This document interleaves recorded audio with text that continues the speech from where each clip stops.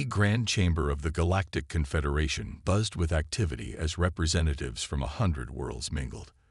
Commander Ju-1 Park adjusted her formal uniform, feeling the weight of Earth's reputation on her shoulders. 6 months since humanity had been granted probationary membership, and still they were treated as curious primitives.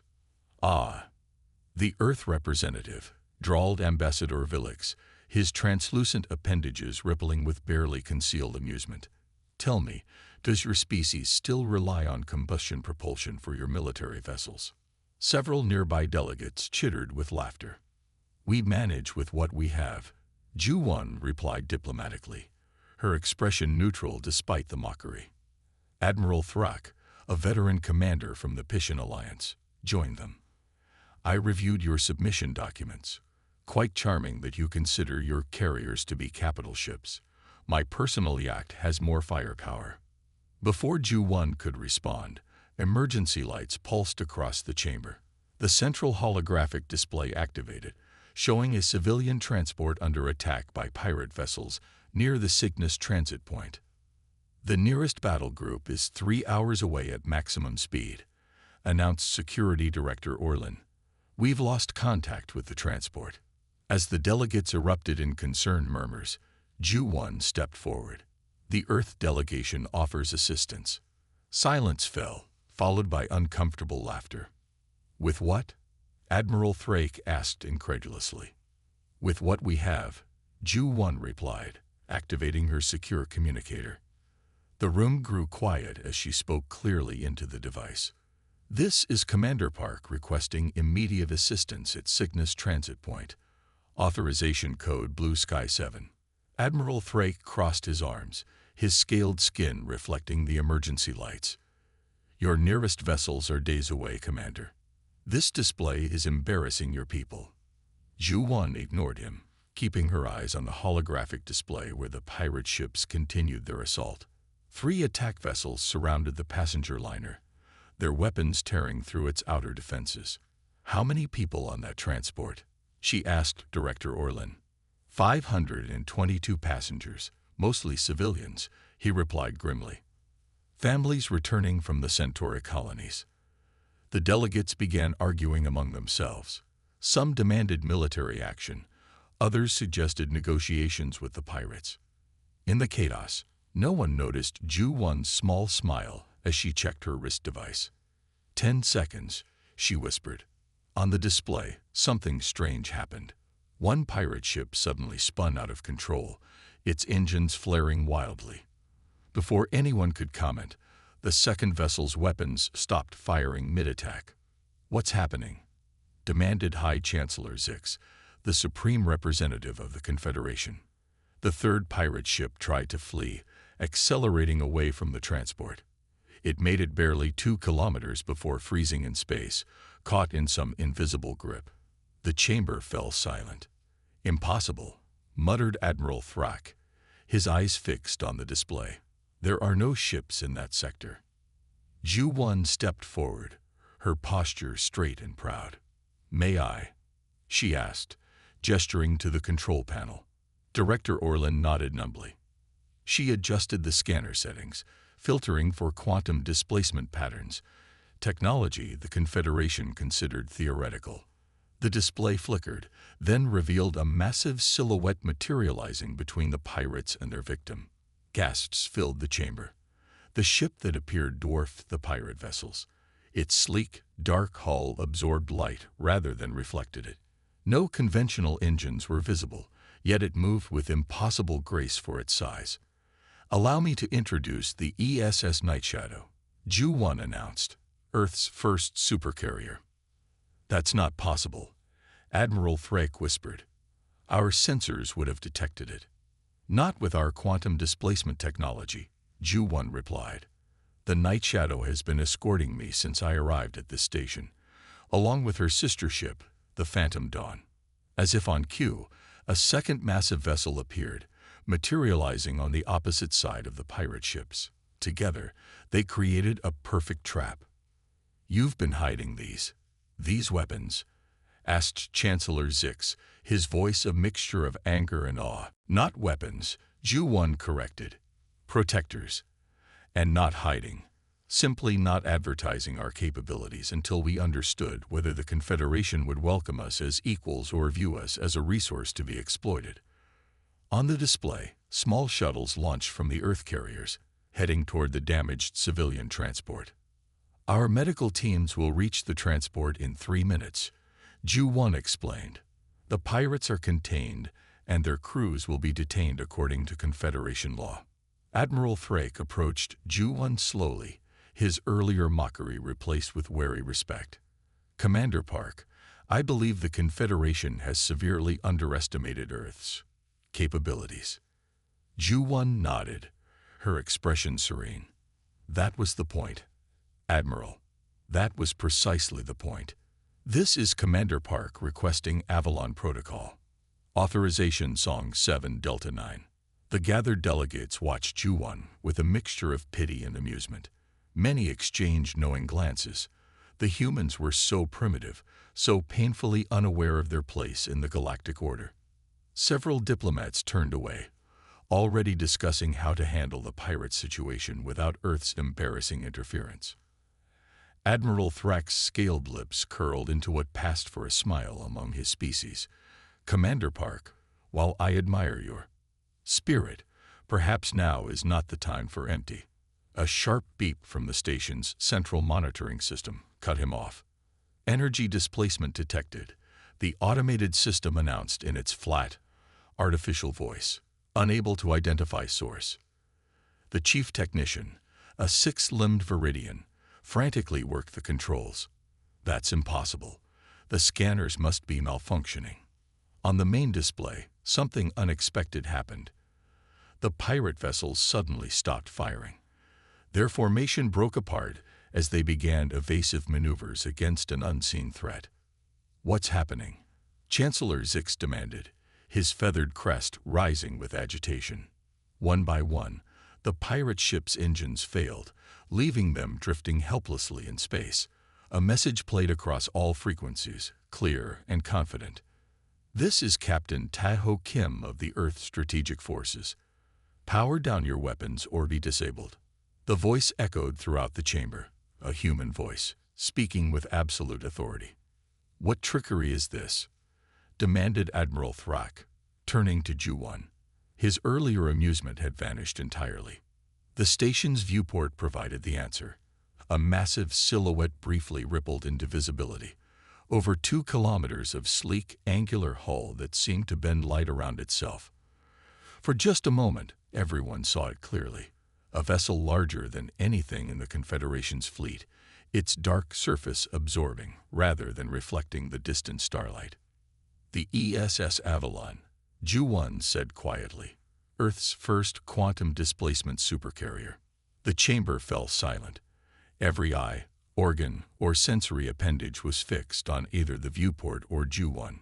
Director Orland stared at the readings scrolling across his personal display. It's impossible. We detected nothing. He looked up, his compound eyes reflecting the emergency lights. How long has it been there? 3 days, replied Ju-1. Standard protocol for all Earth diplomatic missions. Ambassador Villix, who had mocked Earth's technology only minutes earlier, approached the viewport. But our scans, our security protocols, cannot detect what they don't know to look for. Ju-1 finished for him. Quantum displacement isn't invisibility. It's the temporary shifting of matter slightly out of phase with normal spacetime. The Avalon rippled back into invisibility, but now that they knew it was there, many could perceive the subtle distortion of stars behind it. Display ship specifications, ordered Chancellor Zix. The technician attempted to comply but shook his head. Our scanners cannot penetrate their hull. Ju-1 touched her communicator. Captain Kim, the Confederation Council requests basic specifications of the Avalon. A new hologram appeared in the center of the chamber. It showed the Avalon in all its glory, 2.5 kilometers of advanced technology. No external engines were visible. No conventional weapons ports disrupted its smooth hull. The Avalon carries a crew of 800, Captain Kim's voice explained. It can remain self-sufficient for up to 15 Earth years without resupply. Its defensive capabilities include quantum-phased shields and a displacement field that allows it to exist partially outside normal spacetime. Admiral Thrake circled the hologram. Offensive capabilities. There was a pause before Captain Kim answered. The Avalon was not built for conquest, Admiral. It was built to protect. Yet you disabled 3 pirate vessels in seconds, Thrake observed. Precision quantum tethers, Ju-1 explained. They create localized field disruptions that safely disable technology without harming organic life. The pirate ships were now being boarded by smaller craft that had emerged from the Avalon. The civilian transport was reporting no casualties and successful emergency repairs. Director Orlin approached Ju-1 with new respect in his posture. Why hide such technology? You could have entered the Confederation as a major power. Ju-1 looked around the room at the delegates who had laughed at her people only minutes before. Because Earth has a long history of conflict, she replied. We learned that showing strength too early often leads to fear, and fear leads to preemptive action. We wanted to be judged by our character, not our capabilities. Chancellor Zix stepped forward. And now? Now we hope the Confederation recognizes that technology alone doesn't determine a species' worth, Ju-1 said. The Avalon has always been here, watching over this station, ready to protect everyone inside, even those who mocked us. The Confederation Council chamber had never been so tense. Ju-1 stood at the center, surrounded by furious delegates. The curved walls, designed to promote harmony and cooperation, now seemed to amplify the anger directed at her. You deceived the Confederation, High Chancellor Morven accused, his voice booming through the chamber. The tall, blue-skinned diplomat slammed his ceremonial staff against the floor. Earth claimed minimal space warfare capability. The delegates from 57 worlds murmured in agreement. Many had risen from their seats, traditional gestures of displeasure evident across a dozen different biological forms. We claimed nothing, Ju-1 corrected, her voice calm but firm. You assumed. We simply did not volunteer information about our defensive capabilities. This distinction did not please the Council. Ambassador Trell of the Draconian Empire hissed through sharp teeth. Deception by omission is still deception, Commander Park. Ju-1 nodded to her colleague who had just entered the chamber. Chief Science Officer Han-Gil Kang will explain our approach. Han-Gil stepped forward, his movements deliberate and measured.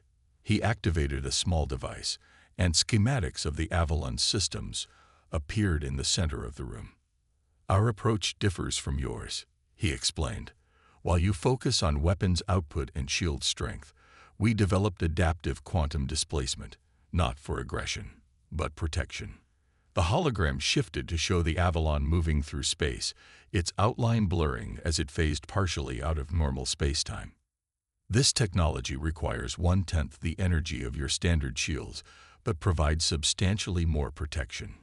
Chancellor Morven waved dismissively. This explanation does not address your deception.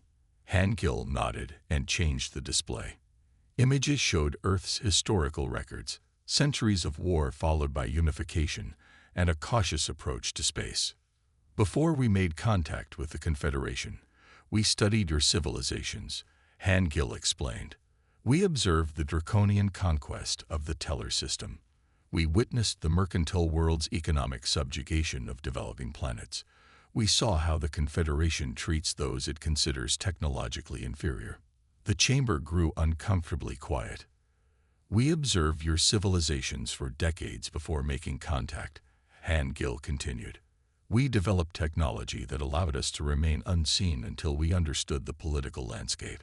A new image appeared, early human scout ships, much smaller than the Avalon, but using similar technology, observing a Confederation outpost from 20 years ago.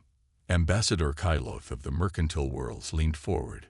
His 4 eyes blinked rapidly, a sign of agitation in his species. We demand access to this technology immediately.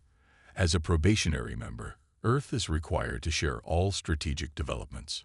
That won't be possible, replied Captain Taho Kim, who had joined the delegation. He wore the dark blue uniform of Earth's strategic forces, his posture straight and confident. "But we extend an invitation to select representatives to observe our operations. We have nothing to hide anymore." Admiral Throck, who had witnessed the Avalon's capabilities firsthand, rose from his seat. "Captain Kim, you must understand our concern.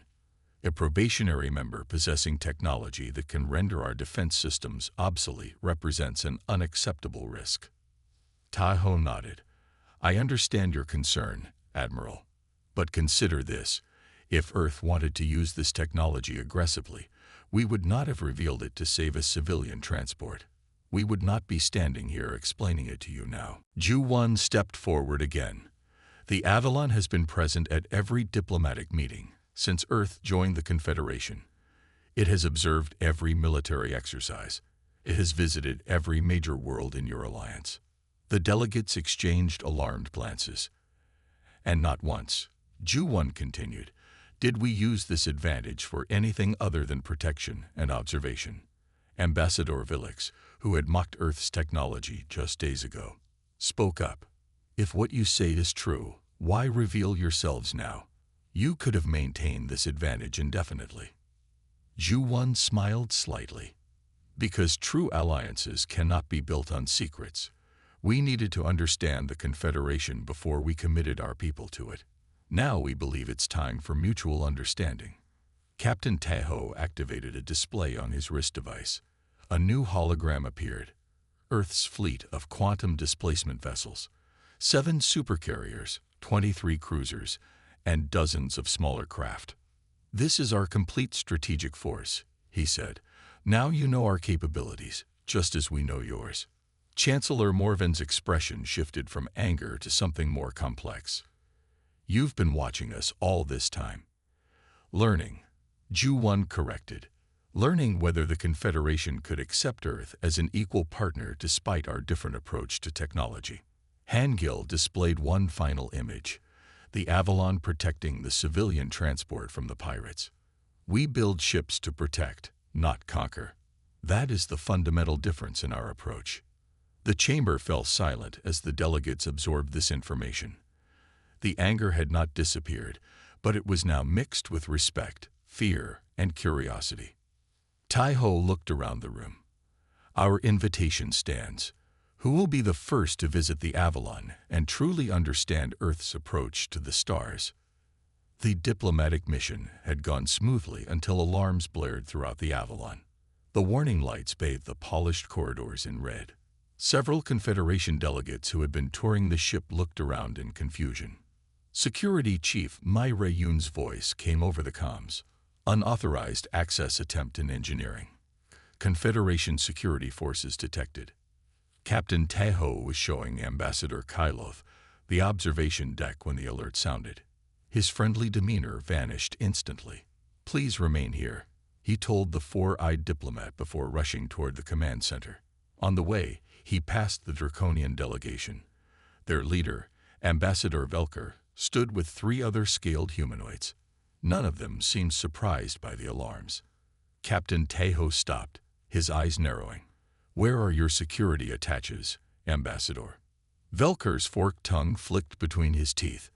"I'm afraid I don't understand the question, Captain." Tai-Ho tapped his wrist communicator. "Security. Locate all members of the Draconian delegation.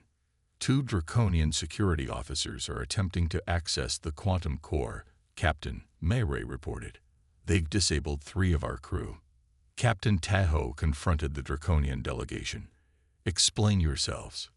"Your technology threatens the balance of power," hissed Ambassador Gulkar, propping all pretense. "The Draconian Empire cannot allow such advantages to remain in primitive hands." The ship's lights flickered as external systems attempted to override the Avalon's controls. Ju-1, who had been in a meeting with other diplomats, rushed into the corridor. "Captain, we're detecting Draconian military vessels approaching," she said. They were hidden behind the moon. Ambassador Velker smiled, revealing rows of sharp teeth. "Your ship will soon be under our control." The quantum displacement technology will belong to the Empire. The lights flickered again. A voice announced, "External systems attempting to breach primary firewalls." Ju-1 and Taeho exchanged glances. She nodded. "Detain them," Taeho ordered, and security officers quickly surrounded the draconian delegation. Ju-1 activated the emergency broadcast channel, a direct line to Earth Command. "This is Commander Park. Initiate Operation Lighthouse." The command center's main screen showed the approaching draconian warships. They moved with confidence, clearly believing they had the element of surprise. "Should we activate defensive systems?" asked the weapons officer. "No," said Taeho. "Not yet." In the observation lounge, the delegates from 12 worlds watched in confusion as something began happening across space. At first it was just a shimmer, like heat rising from desert sand. Then, one by one, massive ships appeared, seemingly out of nowhere. Across Confederation space, 27 Earth vessels simultaneously deactivated their quantum displacement fields. Strategic locations, trade hubs, military installations, even the Confederation capital, all suddenly registered Earth warships in their midst. On the Avalon's command deck, the communications officer announced, "We're receiving confirmation signals. All ships report ready status." "Put it on the main screen," ordered Taeho. The large display showed a map of Confederation space. 27 blue dots appeared where Earth ships had revealed themselves. Each dot represented a supercarrier similar to the Avalon. Ambassador Velkar's confidence faltered. This is an act of war." "No," said Ju-1 calmly. "This is a demonstration of what war could have looked like if we wanted it." She turned to face the delegates who had followed her to the command center. "For 3 years, Earth has maintained a presence throughout Confederation space. We could have attacked at any time," Ju-1 told the stunned delegates. "Instead, we reveal ourselves in peace." The approaching draconian warships slowed, clearly receiving new information about the situation. Admiral Sun Woo-choi's face appeared on the main screen. The stern-faced commander of Earth's fleet looked out at them from the bridge of another supercarrier. "This is Earth Fleet Command. All vessels will maintain position and defensive posture only. We seek diplomatic resolution." Captain Taeho turned to security. "Report on the intruders." "Contained, sir. No serious injuries to our crew." Chancellor Morven, who had been quietly observing everything, stepped forward. "Captain, your restraint is unexpected." "Why?" asked Taeho. "Because you believe the stories about humans being violent and unpredictable." Ju-1 addressed the room. "We could have responded to this attack with force. Instead, we choose to show you the full extent of our presence and capabilities. Not as a threat, but as a call for honest dialogue." The draconian ships had stopped completely now. Their commander was requesting to speak with both Earth and Confederation leadership. Ambassador Kyloth moved closer to the tactical display. "Your ships are positioned near every major world in the Confederation." "Yes," said Ju-1, "for protection, not conquest." "Protection from what?" asked a delegate from the Tellurian systems. "From exactly this scenario," Captain Taeho explained. "From those who would use force to take what they cannot develop themselves." The tension in the room remained, but something else was emerging. A grudging respect. "What do you want?" Chancellor Morven finally asked. "What we've always wanted," said Ju-1. "Equal partnership in a peaceful confederation. Nothing more, nothing less." 3 weeks of intense negotiation transformed the Galactic Confederation. The Grand Hall that once represented hierarchy and power now looked different. The raised platforms for advanced civilizations were gone. All seats now formed a perfect circle. Ju-1 stood before the newly formed Council of Equals. She wore her formal uniform with new insignia, showing Earth's full membership status. The room was packed with representatives from every world. "Earth's approach has challenged our fundamental assumptions," acknowledged Chancellor Morven. His blue skin seemed less intense, his posture more relaxed than during their first meeting. Your focus on efficiency over raw power, stealth over intimidation. These are values we have forgotten. Outside the great windows of the council chamber, the Avalon hung in space. Its massive form was now visible for all to see. The Supercarrier orbited the Confederation capital as a symbol of the new order. Its dark hull no longer bent light around itself but reflected the stars proudly. "We thank the Council for its wisdom," Ju-1 replied. "Earth has much to learn from the Confederation, just as we had knowledge to share." In the weeks since the confrontation, much had changed. Captain Taeho and Admiral Sunwoo had established joint training programs with a dozen formerly hostile species. Draconian military officers now trained alongside Earth personnel, learning to use technology for defense rather than conquest. The Treaty of Seoul establishes Earth as a full member with all rights and responsibilities, Ju-1 announced, holding up the document with its 100 signatures. "Our technology remains our own, but our expertise is shared through the new Defense Cooperation Initiative." Screens around the chamber showed images of the changes already taking place. Mixed crews of humans and aliens worked together on new projects. The mercantile worlds had opened trade routes that were previously closed to primitive species. Even the proud Draconian Empire had signed non-aggression pacts with its neighbors. Science Officer Han Gil stepped forward. His usual serious expression had softened into something close to excitement. "Today we present the first collaborative project under the new treaty," he said. He activated a hologram showing the smaller version of the Avalon's quantum displacement system. "We are adapting our stealth technology for humanitarian missions." The display showed rescue ships using the technology to reach disaster areas undetected by hostile forces or criminal organizations. Last week, this system helped deliver medical supplies to the Tellurian colony during their civil conflict. Han Gil explained. Both sides had been shooting down relief ships. With this technology, no one was hurt, and thousands received needed medicine. Ambassador Kylov of the Mercantile Worlds, once one of Earth's harshest critics, nodded in approval. "My people have voted to fund 3 such vessels immediately." Chancellor Morvan stood. "Let the record show that the Confederation Council unanimously approves this initiative." The formal session concluded with representatives mingling freely. Species that had once looked down on humans now sought their opinions and friendship. The Avalon's revelation had not just changed Earth's status, it had transformed the entire Confederation. As the room cleared, Admiral Thrake approached Ju-1 privately. His scaled face was unreadable to most, but Ju-1 had learned to recognize the subtle signs of his emotions. "Your deception was impressive," he said in a low voice. "Not deception," she corrected gently. "Prudence. Earth learned long ago that revealing all your capabilities invites conflict. Sometimes the greatest strength is in what remains unseen." Thrake considered this. "My people have always believed power comes from what others can see and fear. And how has that worked for your empire's happiness?" Ju-1 asked. The Admiral was silent for a moment. "Not well," he admitted. "We have many enemies and few friends." "Perhaps that can change now," Ju-1 suggested.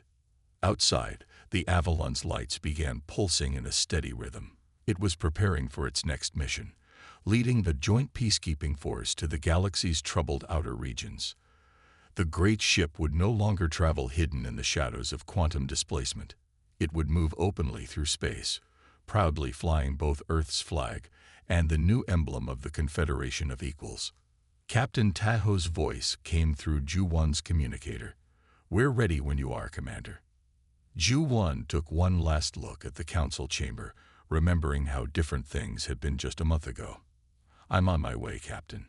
Let's show the galaxy what real cooperation looks like."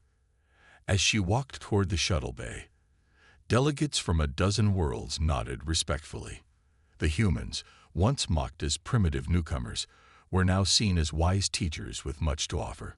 The Avalon waited, no longer Earth's secret guardian, but a beacon of a new understanding between worlds.